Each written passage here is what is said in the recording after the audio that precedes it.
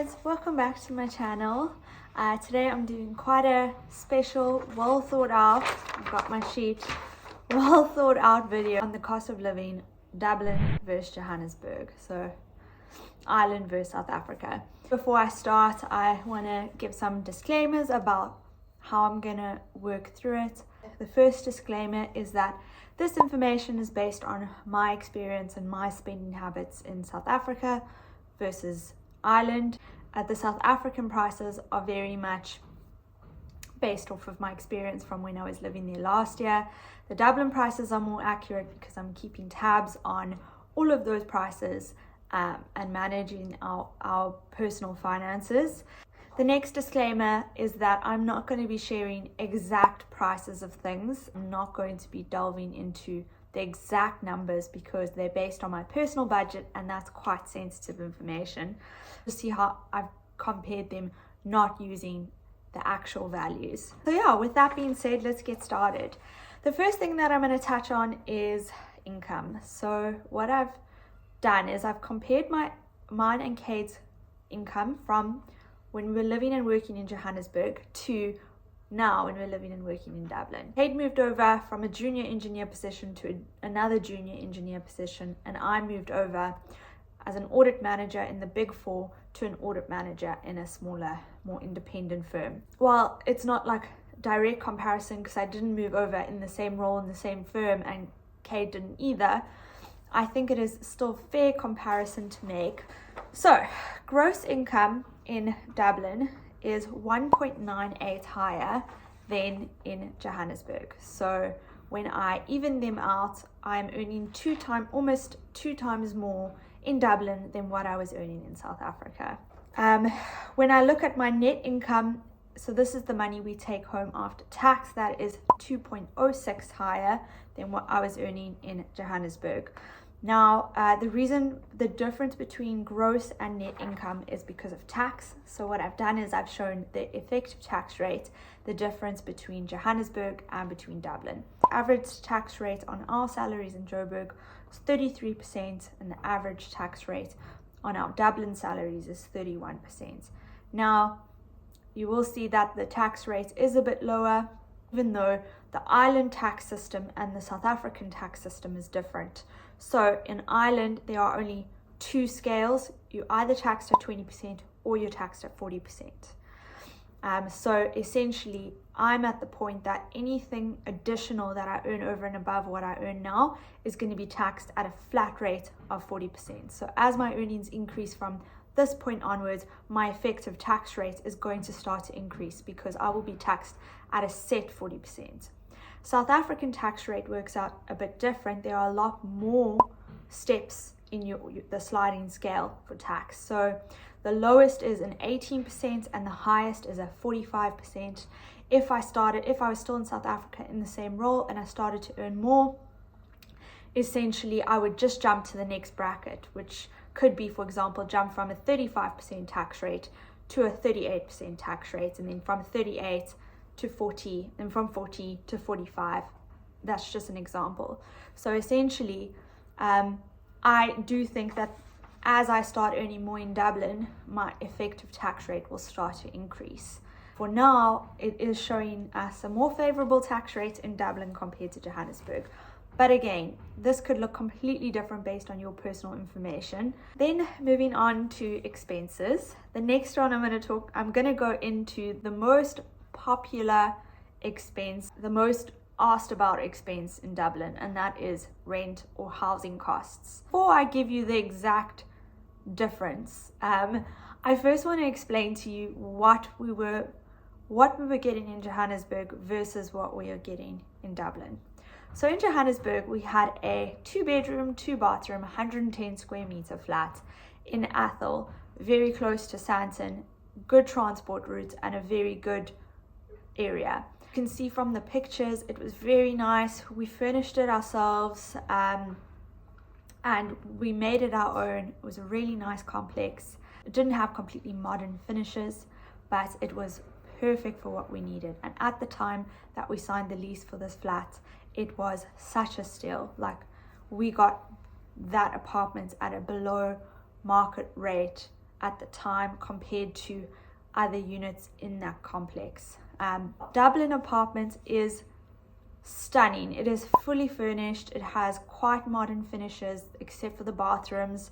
I mean, you can see I'm sitting in it. It's really, it's a stunning apartment. The furniture is included, and it's a ground floor with access to a garden right on a park. So even though I'm comparing these two directly to each other, they are actually different. The biggest difference being that we had an unfurnished place in Johannesburg, which is more common to rent unfurnished, and in Dublin we have a furnished place. It's more common here to rent furnished.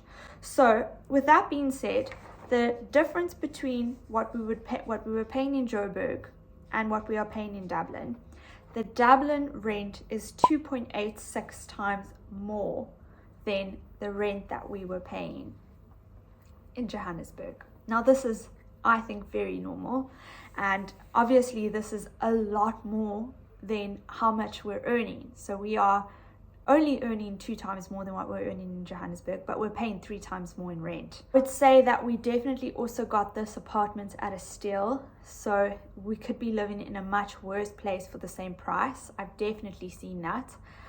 And in Dublin, we are living more on the outskirts as opposed to in Johannesburg, we're living more in the center. Yeah, I guess take from that what you will. It is going to be the most significant expense that you incur in Dublin. Then on to the next one, which is around utilities. So the utilities expense I've compared includes Wi-Fi. Johannesburg, it would be DSTV. In Dublin, it's Virgin Media. It also includes electricity, gas, and water. So I factored all of those costs in, and utilities in Dublin comes up 1.63 times higher than the utility cost in Johannesburg. Quite a good thing, because you're earning 2 times more. So effectively you're paying less for utilities than you would have paid in South Africa. Then going on to food.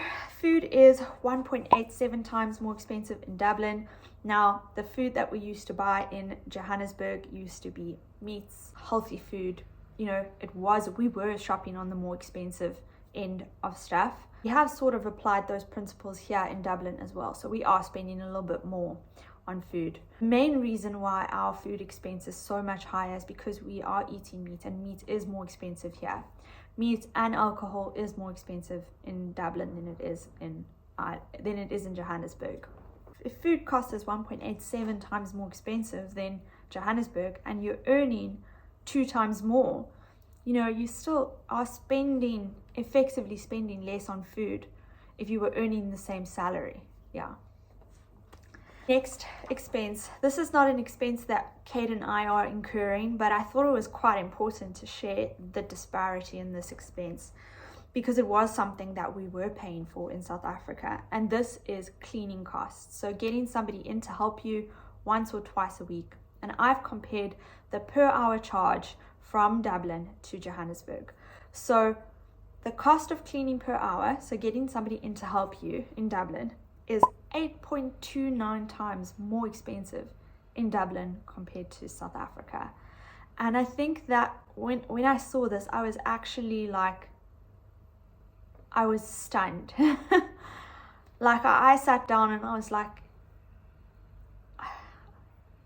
I couldn't believe how little some people are earning in South Africa.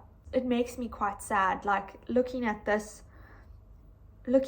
cost of getting somebody to clean your house for you in Dublin. You are giving that person a livable wage, and for them to live under the right circumstances in a house with running water, electricity, heat. That's why you're paying so much in Dublin. You are paying for a person to come into your house and clean, and you're giving them the right salary. Yeah, I don't want to talk too much about it. It's too political. But yeah, it is quite interesting to know. Move on to the cost of having a car. So I'm going to touch about insurance first. Now, there are 3 types of insurance costs you're going to incur in Dublin, or in Ireland in general. So the first one is that you don't have an Irish license and you don't have a no claims bonus. Okay, if you don't have any of that, you will pay 2.83 times more in Dublin compared to Johannesburg in insurance. Okay, that means that if you were paying 1,000 Rand in insurance every month in South Africa, you are going to pay 2,800 Rand in Dublin. Okay, but if you have an Irish license but you don't have a no claims bonus, you'll only pay 1.87 times more. Okay, then if you have both an Irish license and you have a claims bonus, a no claims bonus, the insurance cost pretty much works out equal. Okay, but insurance is so subjective, it's so dependent on your situation. But looking at our insurance costs, that's roughly what we were able to figure out. I do think that maybe I've overstated the South African insurance cost, because the last time I had a review of my insurance cost in South Africa was when I was relatively young and I was a new driver. So I do think that the insurance cost is a little bit more expensive here compared to South Africa. But I think as long as you have, the important thing to reduce your insurance cost here is you have an Irish license and you have a no claims bonus. The next one I'm going to talk about is a car repayment. At the moment, in South Africa, I was paying off a little Hyundai i30. I really loved the car. And here we were fortunate enough to buy our car cash, so we don't actually have a car repayment. But the value of the car that I bought in South Africa is the same value of the car that we have in Dublin. So I just calculated how much would I be paying if we got this on credit, and roughly works out to about the same to repay on a month-to-month basis. Then the next and last cost associated with having a car is petrol. So the petrol cost to fill a tank, assuming and I looked at this on a per litre basis. I also did factor in, because I know that the petrol costs have gone up recently in South Africa, so I did factor that increase in, and it is 1.7 times more expensive in Dublin compared to South Africa to fill up your car with petrol or fuel. Now that we've had a look at like some generic expenses, I'm also going to just tell you, like, from my personal perspective, the difference in how much I'm able to save compared to Johannesburg. And I will say that there's two factors in why this number is the way it is. The first factor is that I am a little bit more conscious of my budget, and I am actively trying to save more and as much as I can. And then the second is, obviously, when you equal out your rands versus euros and you convert them to the same currency, euros will always be higher. So it does come up that my savings is now 2.36 times higher than what they were in Johannesburg. Okay, but just don't forget, it is a little bit more because I am a little bit better at saving compared to when I was in Johannesburg, but I was still diligent in saving a huge chunk of my salary every month. Then I'm just going to also talk about my disposable income. So disposable income is just all the income that we have after we've saved and after we've paid off all of our expenses. And in Dublin, it is 1.7 times higher. But so we actually have a little bit less disposable income compared to South Africa, because effectively things are twice as expensive. So we should have twice as much disposable income, but because some of the expenses are more than double compared to South Africa, it is eating into our disposable income a little bit.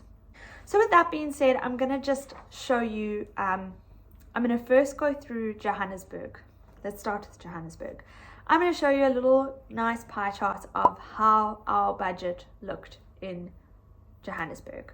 Okay, 24% of our net income went to rent in Johannesburg, and 19% went to savings. And then the next biggest is food, which we spent about 10% of our income on. We had roughly 23% disposable income. Okay, so those are the four big things that our money went to. In Dublin, we have 33% of our income going towards rent. So like I said, it is 3 times more expensive to rent in Dublin compared to Johannesburg. So I do expect that at this stage, rent is making up the most.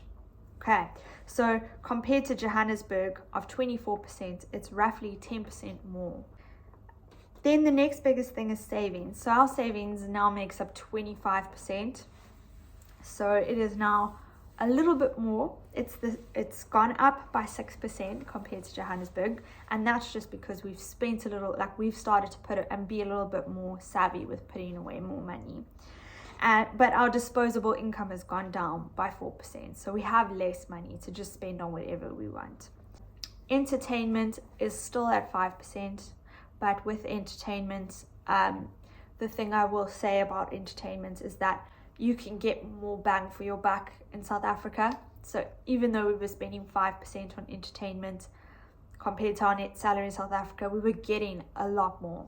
Now we're still spending about 5%, and you can't really get as much as you could get, like prioritize certain things you want to do. Where in South Africa, we didn't really have to do that. But overall, that's kind of what our budget looks like. That's kind of what the costs compare to each other. Anyway, I hope that you guys enjoyed the video, and I hope that you found this insightful and helpful. My Instagram page, Best Find South Africa, I used to share quite a lot of like what I would spend my money on in terms of like what I was buying in South Africa or what was available in stores. And now that I'm starting to get a bit more comfortable with the Irish market, I'm starting to share a little bit more about what I'm spending my money on. So if you are interested in what things might cost, you can follow me on that page. And yeah, thank you so much for watching.